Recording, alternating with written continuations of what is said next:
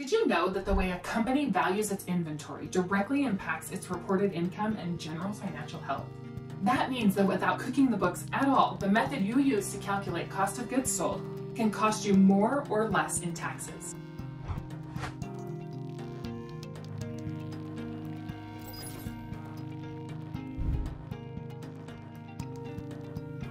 Hi, I'm Stacy with LedgerGurus, and today I want to tell you about 3 of the most common inventory costing or valuation methods.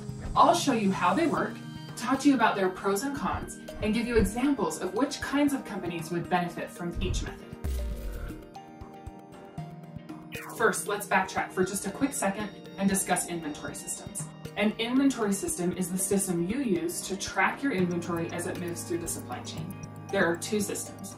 The first is perpetual inventory system. The second is periodic inventory system.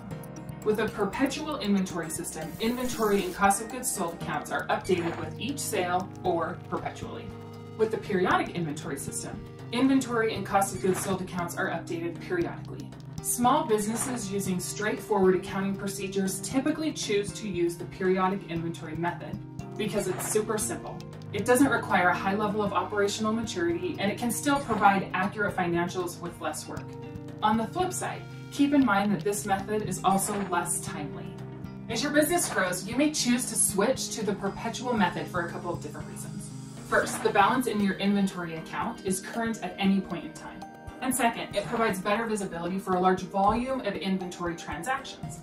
Those companies using a perpetual inventory system will assign a value to their inventory with each sale.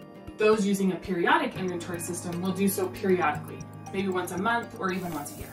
Throughout this video, I will refer to this process both as inventory valuation and inventory costing. It's the same thing, just different words. In essence, you are putting a dollar amount on your inventory. This is how you determine the value of your inventory and the associated cost of goods sold. Let's dive into 3 inventory costing methods, how they impact your business, and the pros and cons of each. First up is average cost. Average cost is one of the most popular costing methods. It's simple. You divide the total cost of purchased items by the number of items in stock. Let's look at an example. Say you own a custom shirt printing business. You make 2 purchases of blank shirts. The first purchase of 200 shirts costs $12 per shirt. The second purchase is for 100 shirts that cost $15 a shirt. You now have a total of 300 shirts that you invested a total of $3,900 in. At the end of the week, you have sold 75 shirts. So how do you value your leftover inventory? You assign the average cost of $13 per shirt to each of these buckets. 75 shirts sold and 225 left over in inventory. The average cost is $13, and after selling 75 shirts, the account balances will show $975 in cost of goods sold and $2,925 in remaining inventory. Pros to the average costing method include ease and simplicity to apply. The chances of income manipulation are minimized compared to other methods, and there is a cost savings associated with this method simply because it requires a very small amount of time to maintain. On the other hand, some of the cons to this method would be that inventory prices vary and pricing may not cover the cost of the more expensive units.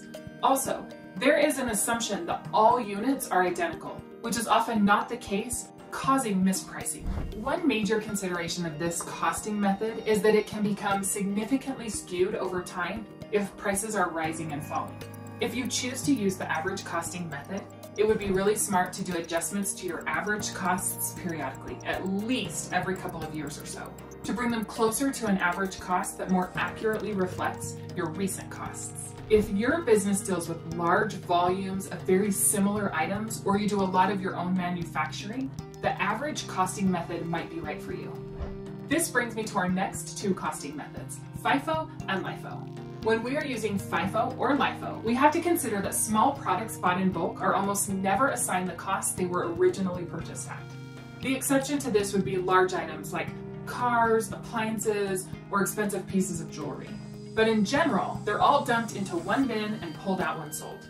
How do we know whether this particular item was bought at $12 or $15? Well, the fact is we don't. That's where FIFO or LIFO come in. We place products in pricing tiers when they're bought, and then make a general assumption on the order that those pricing tiers will be pulled off the shelf and sold.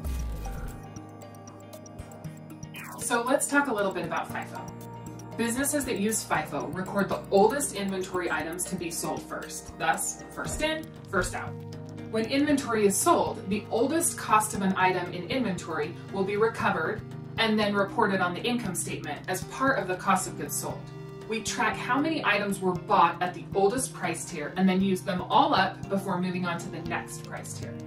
For the sake of sanity, I really hope you're using an inventory management software if you're trying to use FIFO or LIFO, because this can get seriously crazy. Let's go back to our shirt example. What is the FIFO cost of our shirts? Well, it's $12 because the first 75 shirts we bought cost $12. So they are the first ones considered. Remember, first in, first out. This means that the cost of goods sold for 75 shirts at $12 a shirt would be $900.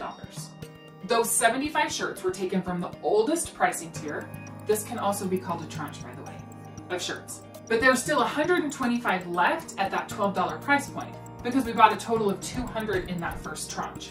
We also still have all 100 shirts of the second tranche at $15 per shirt, so our inventory balance is $3,000. Pros to this approach would be that since you are using often lower and older costs assigned to cost of goods sold, it results in higher net income. It also matches the natural flow of inventory and is widely used and understood. Cons you might want to consider would be you may end up in a higher tax bracket. Prices generally increase, which means the earliest purchased inventory had the lowest cost and will have a higher margin when you sell it. Also, since revenue and costs don't match, this can overstate your profits. FIFO is normally considered the costing method crowd favorite because it creates the most accurate picture. Think about it, most businesses do want to get rid of their oldest items first and usually consider this approach to be the costing method with the fewest issues to correct in the long run. However, it does create the lowest cost of goods sold number when prices are rising, which can result in higher taxable income. Stay to the end of this video to find out more information about that. If your business deals with perishable stock or short demand cycles, FIFO costing method might be right for you. Lastly, let's chat about LIFO. LIFO is the opposite of FIFO and reports the most current prices as being the cost of goods sold, thus last in, first out.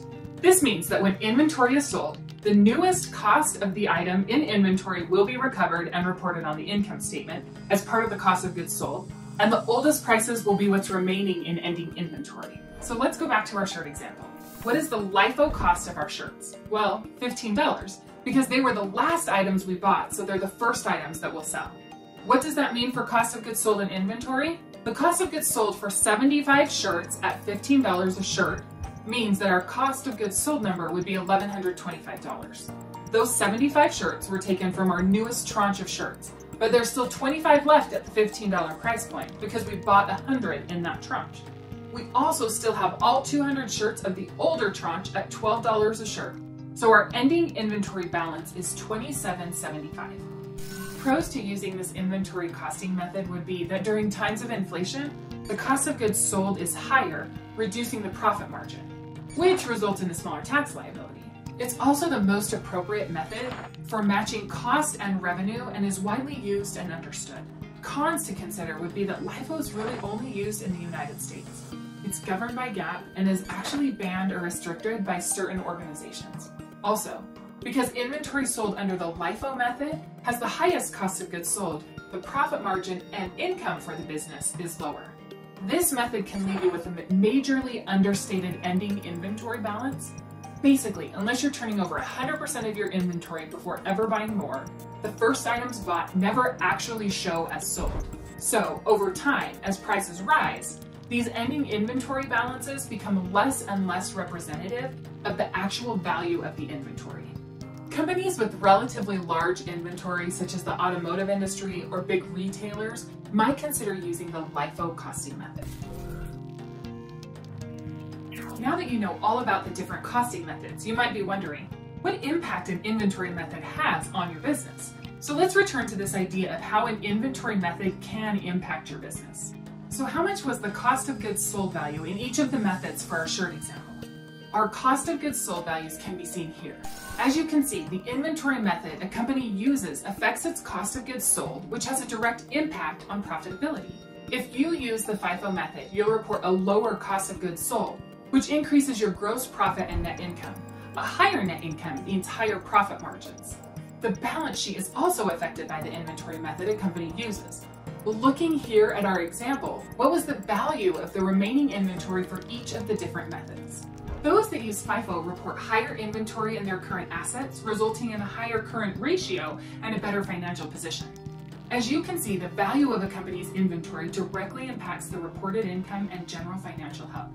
If you need help choosing a costing method, you can reach us through the link in the description below. We'll catch you on the next video.